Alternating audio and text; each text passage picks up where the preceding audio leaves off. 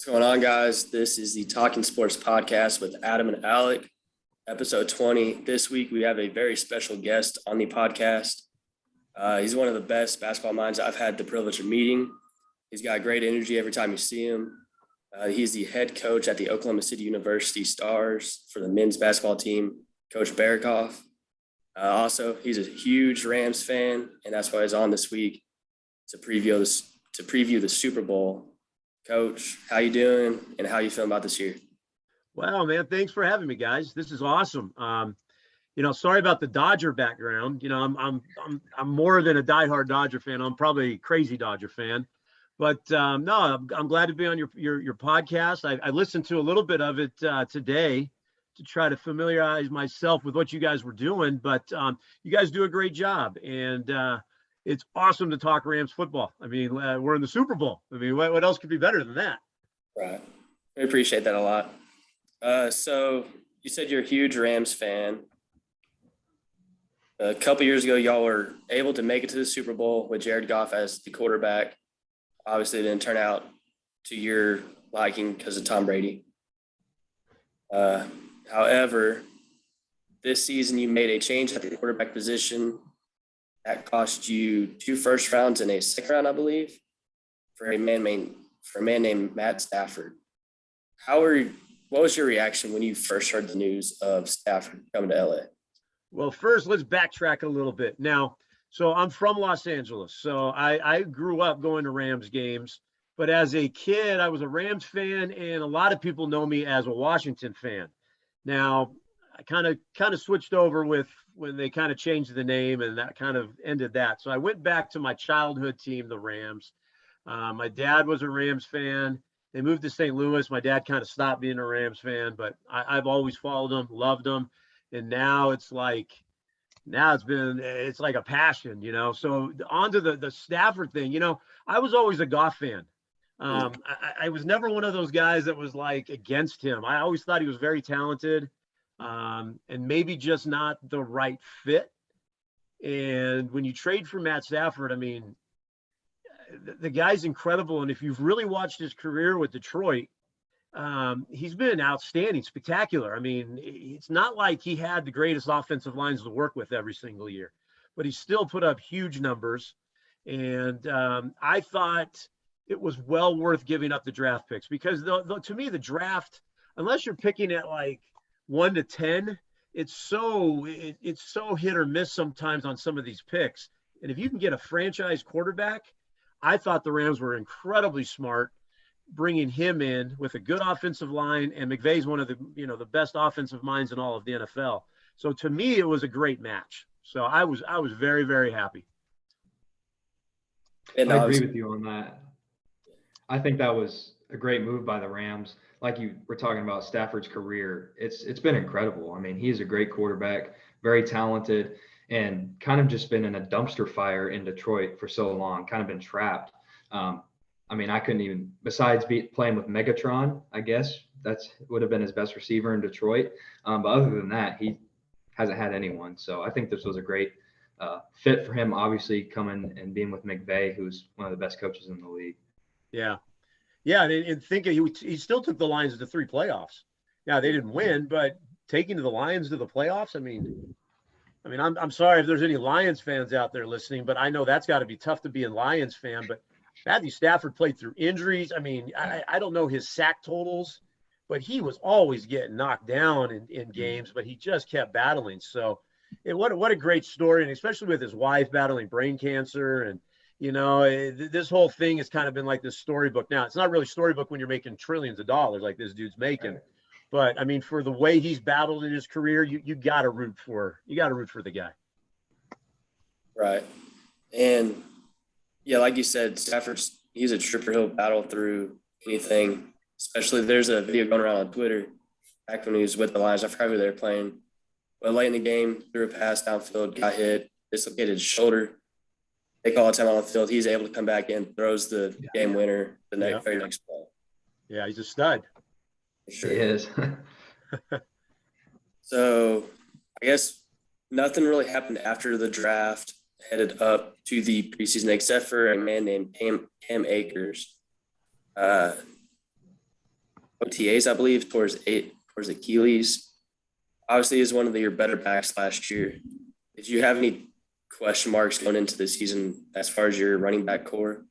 So, well, one, yeah, it was a tough blow because he's so talented. He's young. Um, I've got one of my very good friends is a guy named Poochie. He coached with me back when I was coaching at a high school in Compton, and he's a diehard Rams fan. He's like, I talked to two people, Poochie and a guy named Dave on during Rams games, and Dave's also a big Dodger fan. But Poochie was saying we got Sony Michel coming in, and he goes, "You watch mid season, this guy's going to be the guy." And I was kind of apprehensive about it because Cam is so talented, but not really, because I think McVay was going to figure out a way to get this thing done. And Michelle came in and he was really serviceable for a long time. And as the season got later in the season, man, his numbers were phenomenal in terms of rushing the ball. I mean, he even won me like a fantasy semifinal football game. So you got to love that. But no, if you have him and Akers, it's a double dose of just like power and speed. And, but yeah, I mean, yes, you had to be worried. I mean, back to your original comment, you had to be worried with Cam going down. I mean, you could say we think Sony Michel is going to do really well, but Cam's a stud, and it's just crazy that he got back so quickly, 6-7 months. I mean, that's unheard of. Yeah, it is insane how quick he recovered from the Achilles injury, and he's having a pretty good playoff run, considering that. Yeah. I thought Henderson had a great season as well, stepping up kind of as that second running back. Yeah. He got hurt too, I'm pretty sure, and he hasn't been playing recently, but he won me some fantasy games. I'll say that as well, Henderson. Yeah. But he had a really solid year as well. Yeah, I didn't mention Henderson. He was great too. I mean, those two guys, I mean, just kind of carried us all the way through. And then Cam comes back. I mean, it was just like perfect timing because Henderson gets hurt again. And then now you've got Akers and Michelle. I mean, that's pretty cool. I mean, pretty good two guys right there. Yeah, definitely have a really solid offense there. Preseason, no one really looks into preseason much, but y'all did go 0-3. Did that weigh any on you, or were you just thinking it's preseason, doesn't really matter, a lot can happen? No, I just kept thinking I thought it was going to take some time. I mean, Stafford, I think, came out in the first game and was like incredible, but I thought it would take some time to learn the new offense. I mean, you can hear all you want on TV about he's picked it up and him and McVay get along so well, but you knew it was going to take some time and there was going to be some ups and downs. So preseason didn't worry me at all. The Rams offensively and defensively are just too talented that, this whole preseason thing with, not wanting injuries, I wasn't too concerned at all. No. So overall, y'all ended up 12-5 record in the regular season. Much of that was due to streaks. Y'all started off 3-0. Then you ran into a red-hot Arizona Cardinals team. And then you ran off 4 more dubs after that. And then in that middle of the section of the season, y'all dropped 3 in a row to follow that up by 5 wins.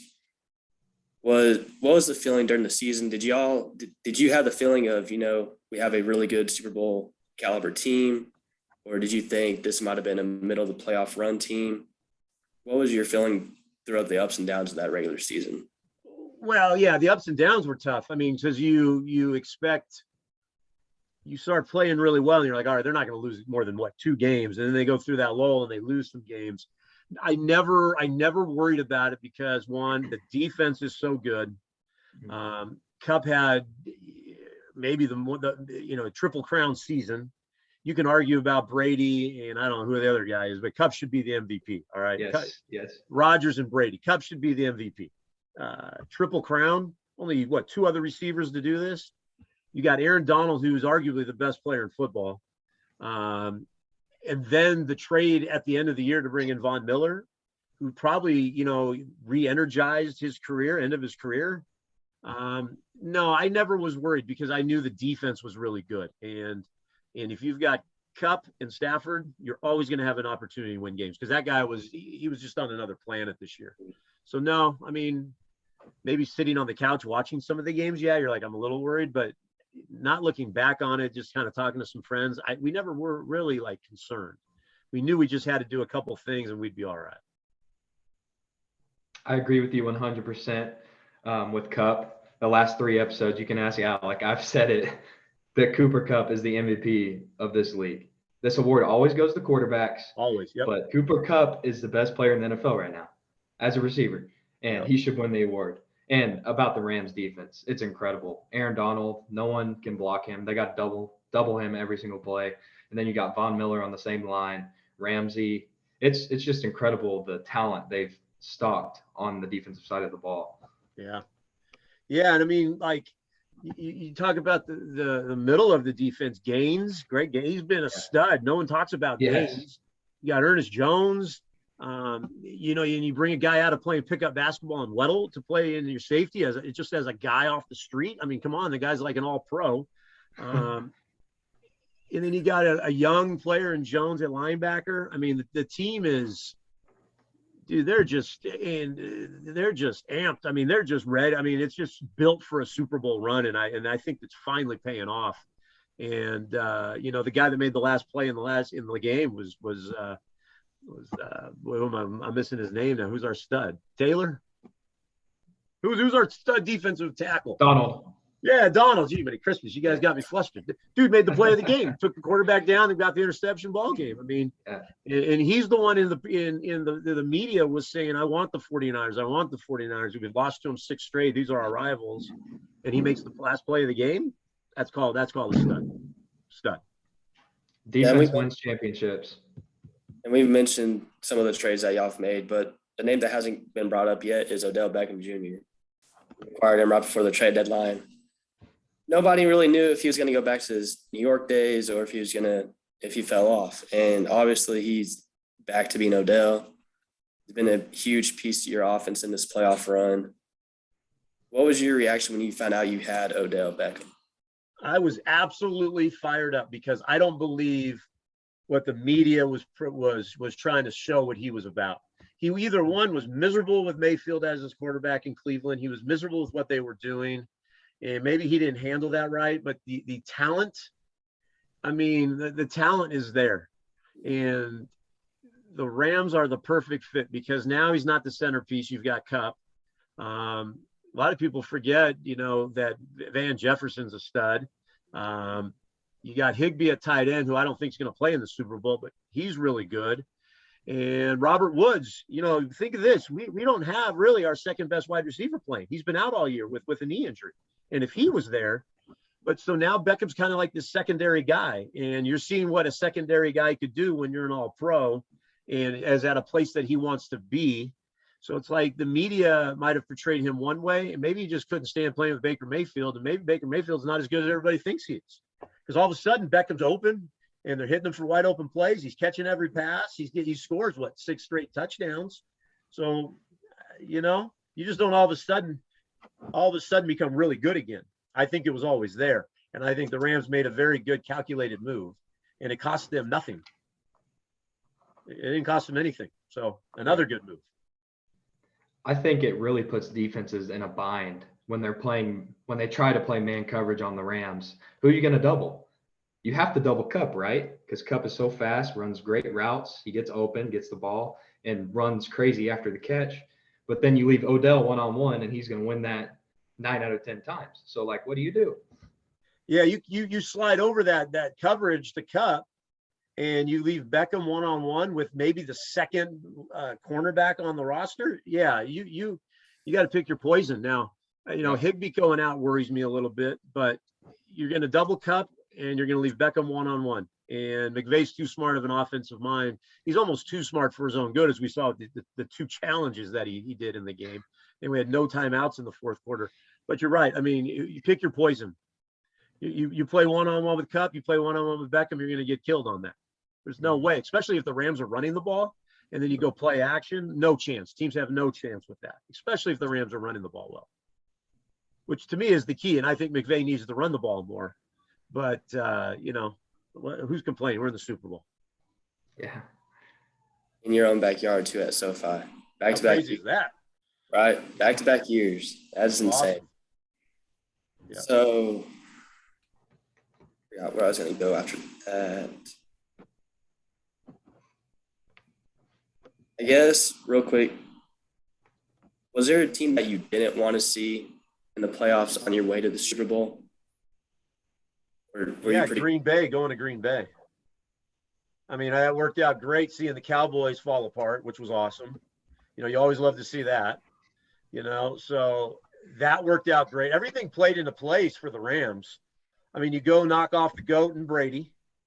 You put him out. San Francisco, which I thought was a great matchup, goes to Green Bay, knocks out another GOAT and Rodgers. Rams get the home game and don't have to play in sub-freezing weather. Couldn't have worked out better. And as a Rams fan, we wanted the Niners. So now as Dodge, so now if you're LA fans, we knocked out the Giants, San Francisco Giants out of the playoffs. And now we knocked off another San Francisco team in the 49ers. So perfect for LA fans. It was great. Couldn't have been better. But no, did not want to see the Packers in Lambeau. Are you kidding me? No way. No way. Yeah, I feel like Green Bay in the playoffs at Lambeau is always probably the hardest competition you could have. Yeah. Yeah, the 49ers were a perfect team to go into Lambeau and win. Rams, I just didn't like those odds with the Rams going into Lambeau, especially just 49ers are more of a punch you in the mouth type team, and the Rams are a little bit more, not a punch you in the mouth type team, at least on the offensive end. I wasn't worried about defense. I was worried, could we score points? As the Rams coming in as the 4 seed, playing that first wild card game kind of just showed everyone that we're here. We're for real. And, Kyler Murray was not comfortable that whole game. I think of the play in the end zone when he should have just took the safety and flipped it up. Yeah. And I don't remember who intercepted it, but intercepted it on the 3-yard line, took it to the house, and that was like the dagger, in the Cardinals. But this defense is incredible, and that's how you win championships. Yeah, and I know you guys are probably going to talk about it, but the matchup with the Bengals, it's going to be the Super Bowl. So we could talk about this all we want, but the matchup for the Rams is perfect. Great defensive line. Bengals have a offensive line that struggles, but somehow is getting it done. Burrows has been knocked all over the field all game long.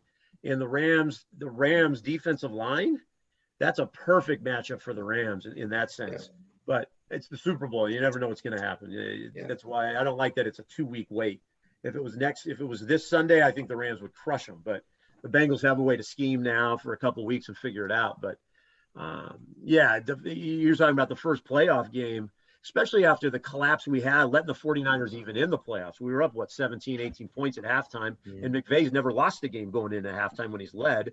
So it was like, for a minute there, we were like, oh my goodness, are we going to, we got the Cardinals who hadn't lost many games on the road. I think they had the best record in the history of the NFL, and a team going into the playoffs as a road team. But Murray looked like he was scared to death. Yeah. He looked like a guy that just got done playing college football is what it looked like. And so did his coach. If you really go back and look at that game, that coach looked like he had no clue what to do. Not that he didn't. It was just like there was nothing that he could call that was going to work. And he had that look on his face of like, there's nothing I can do today. And that's just because of the Rams defense. Man, they could be really spectacular when they want to be. Yeah, their defense is insane. How much pressure they cause on Murray. And going into that week in that podcast we were talking about, that might be one of the better games of the week. Yeah. It turned out just be a blowout the first 15 minutes of the game. So, well, I love that it was a blowout because I got to relax a little bit. Right. Those are always the best ones. Yeah. So you took care of business against Arizona in the wild card weekend. Then you went on the road to Tampa Bay, which ended up being Tom Brady's last game as an NFL quarterback. Does that make you feel better knowing that your team was the last team to play him and ended up beating him to send him out? Yeah, and I'm a big Brady fan because I just like winners, and the dude wins. And I know, it's funny, America doesn't like winners for some odd reason, which I don't get, but I love Brady. I love that he wins. And but it was some type of satisfaction though. We went into his place and just knocked him all over the place. I love the place where we smacked him right in the chin. And, he got the 15-yard penalty for arguing or whatever it was. And I was like, we've got him rattled. But I just kept thinking, it's just like, it's too easy. Like, Brady's going to come back. He's Brady. And sure enough, I mean, who would have thought Brady actually gave a team enough time to come back? Because he never does that. But yeah, it was awesome to put Brady out because, it's like one of those runs where it's like you got to go in the playoffs, you got to beat the best, and having the Rams beat the defending Super Bowl champs in their house, where the Super Bowl was last year, man, that was very, very refreshing as a Rams fan. I loved it. So. And you mentioned Brady giving him too much time, which the 2-play drive that happened right after that was insane. With the Cooper Cup deep ball over the middle, the amount of, I want to say pressure because I don't think there's pressure at this level because this is what they do. But I guess it would be the amount of pressure to throw that ball perfectly in that situation. Yeah. Yeah, if you And read for the articles, it was they say that they never get that pass, like they never get that route to be open, and for it to be open and that guy to bite a little bit, maybe on the eye contact with Stafford, looking somebody off was like incredible. I mean, just the way it all went down. I mean, and to get them set up to get the field goal, to all get down there, snap the ball, kill the clock. Brady giving us all that time. I mean, I was like, if this game goes to overtime, this is not good. Right. And sure enough, and our kicker knocks it through, and man, it was great. My wife kept saying, "That's no problem." She's everything is cool. Like, I'm like, you got to be kidding me. That's like a miracle pass, and she's like, "Oh, we're gonna win the game." So, it was what a way to beat Brady.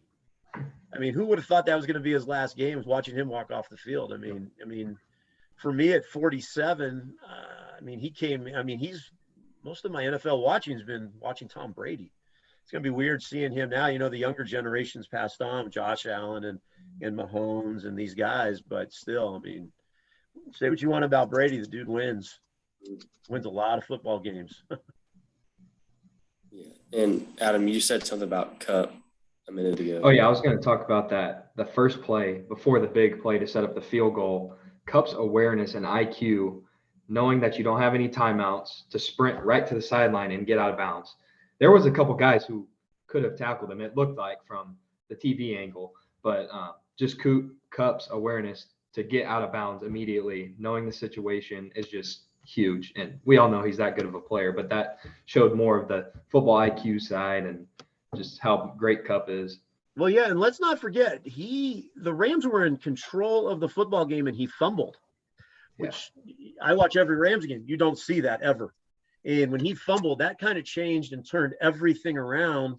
And it just tells you what type of guy he is mentally as a professional. Like, that could have devastated some dudes.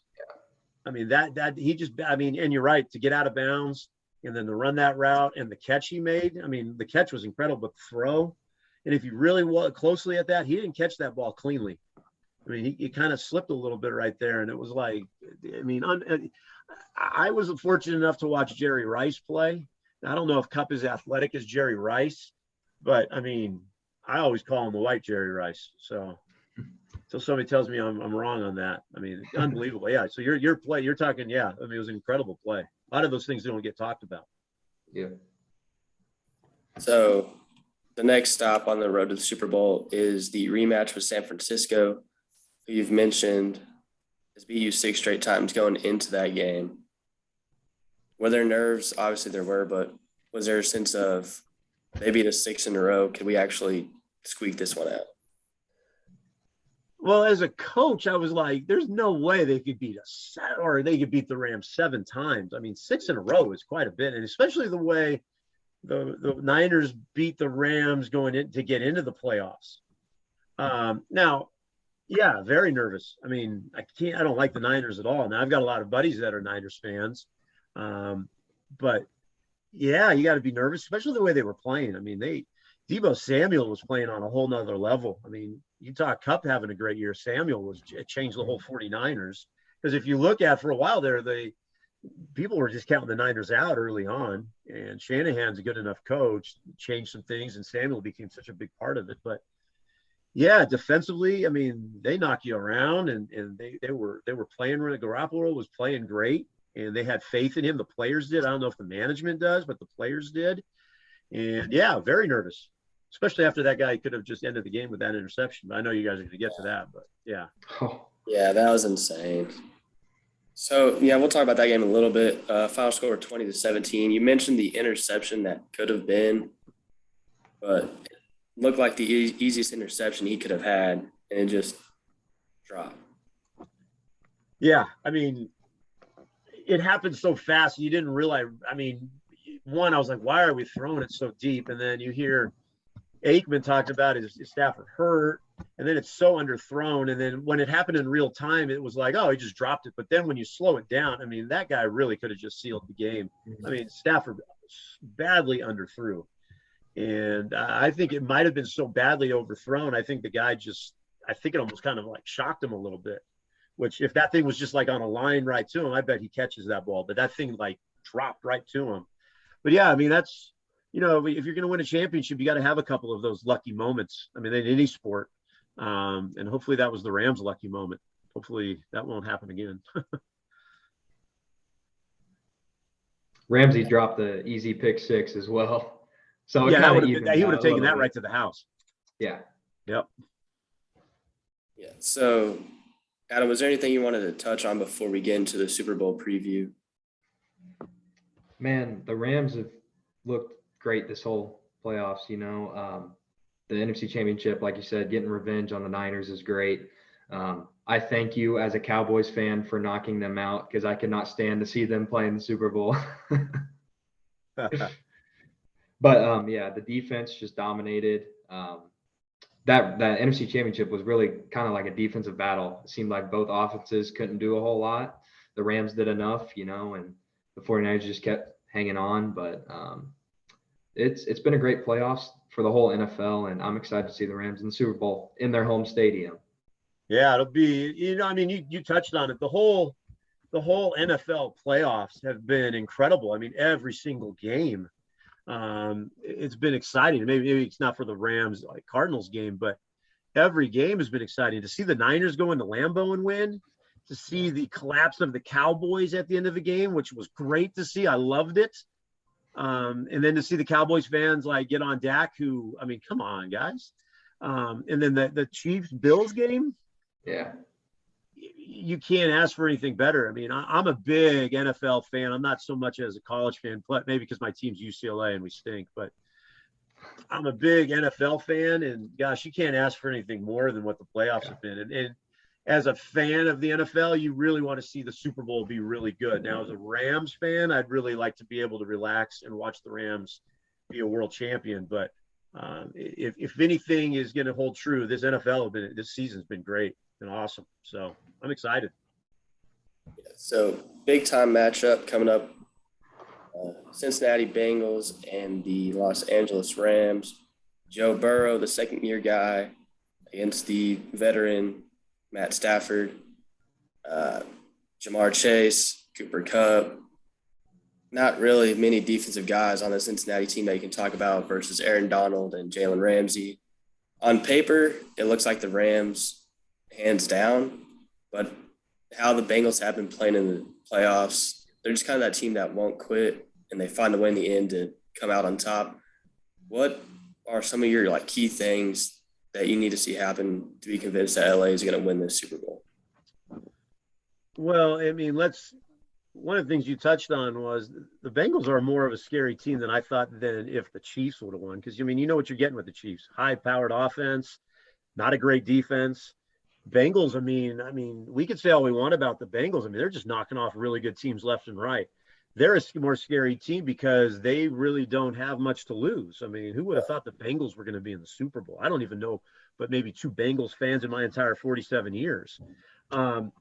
Keys, I think taking away Chase, I think that's big.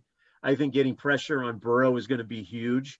If the Bengals offensive line could somehow figure it out and stop the Rams defensive front, I think it's going to be a really good game.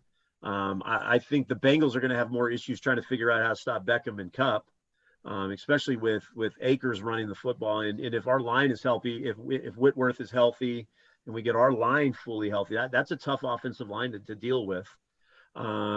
those are my keys. I think getting off to a fast start is going to be big for the Rams. And I think if they could just right off the bat put pressure on the quarterback, I think that's going to change the whole landscape of it. Now, Burrow's proven that. I mean, he gets knocked down every game. So, but I think if they could put constant pressure on Burrow, I think the Rams have a great shot. I really do. Do you have a prediction about the Super Bowl or some of the keys that you think are going to happen? I Think think they're going to happen? Or you? Adam? Huh? I think just for the Rams to dominate the game up front, like you were talking about, both sides of the ball, offense and defense. It's going to be a struggle for the Bengals offensive line to handle Aaron Donald, Floyd, Von Miller, all those guys up front. That's going to be a tough task. But for the Rams, I mean, I think it's going to be awesome to see Ramsey and Chase go at it. Two of the best at their positions battle at it for the Super Bowl. And obviously we know what Burrow's done. But I think the game's going to be won up front. Who's going to have the better run game? Who's going to be able to stop the run and eliminate the big plays? And I think that favors the Rams big time. But we'll see what happens. Like we've been counting, me anyways, I've been counting out the Bengals the last 2 weeks saying there's no way they'll beat the Chiefs. And then here we are, they beat the Chiefs. So yeah, I think though the difference is the Bengals. I mean, I think maybe you could throw the Titans in there, but I don't think the Bengals have seen what the Rams are going to bring up front at least. I mean, you're going to have to game plan around Donald. You still got to stop Von Miller. You got great linebackers. Now, my guy Reeder hasn't played great, but I think Reeder's going to have a good Super Bowl. You talked about Jalen Ramsey. I think the Bengals are going to have to game plan and scheme more than I think the Rams are going to have to scheme in that sense. But yeah, the Ramsey matchup, that's going to be pretty intense because those are two high level dudes that really think a lot of themselves in terms of their ability. And that would be a fun matchup to watch for sure. Really, that would be good. You mentioned the Titans game with the Bengals. That would have been the divisional round. They gave up 9 sacks that game. And I'm pretty sure everyone would say that the Rams have a better defensive line than the Titans. So there could be some struggles definitely up front for the Bengals. Yeah, and but that's the worry about a Super Bowl is like weird things happen in Super Bowls. You get 2 weeks to scheme for this. And if it was just 1 week, well, I would just say the Rams, but 2 weeks to scheme and get healthy and get guys ready. And then you're not playing in cold weather. I mean, it's going to be beautiful in LA. I mean, what's he going to get down to 50s at the worst? No, it'll be interesting. I think the Bengals are going to continue to surprise people. I'm not going to this thing feeling good. Like, this is going to be an easy Super Bowl. I think it's going to be a very good game. I mean, and Burrow's proven that he can handle just about anything. I mean, he could get sacked 12 times by the Rams, and he's just a cocky enough guy that it's like no big deal to him. Which is why I love Burrow now. I think he's awesome. Yeah, I've definitely during this playoff run, I've definitely grown to really love the Bengals because they're that team that they're the underdogs every game. No one expects them to get past that game, and that's kind of what I like attached to. So I've really been loving the Bengals this playoff run. You probably won't like it, but I'm going with the Bengals in the Super Bowl just because the underdog mentality of Burrow. You say he gets knocked down 9 times, he's going to get back up 10 and throw a touchdown. Yeah. So I really like the Bengals, I guess their energy going around it and how they're the underdog. They're like, why not us? I like that about them. I'll lean with Cincinnati for the Super Bowl. Adam, you're going to be disappointed, but that's cool. I like that you're doing that. I like that. It's good. But you're going to be disappointed. I think this is the Rams' year. Adam, what's your pick on the Super Bowl real quick? I really like Cincinnati as well. Not in the game, this Super Bowl, but as a team, I've grown to like them. They surprise everyone, and they play great football. They make plays when they need to. But I really think the Rams are going to be too much for them. I don't think it's going to be a blowout. I think it'll be a good game. But with the Rams being at home, I mean, imagine playing a home Super Bowl. That's insane. We've seen it the last 2 seasons. So I think that really favors the Rams being with their home crowd. But I'm going to take the Rams in a close game. Yeah, I'll tell you, I'm taking the Rams by 2 touchdowns. I think the surprising factor of the Bengals is not going to be there anymore. I think they have the Rams are not going to go in and say, "Oh my goodness, the Bengals won." They're going to be ready for them. They're going to be ready for all of the surprises. Rams by 2 touchdowns, and I don't think it's going to be close. I think it's going to be after Snoop is done doing his halftime thing and LA gets crazy. Third quarter, Rams are going to run away with it. So that's my prediction. Definitely looking forward to the halftime show. That should be pretty I think everybody is.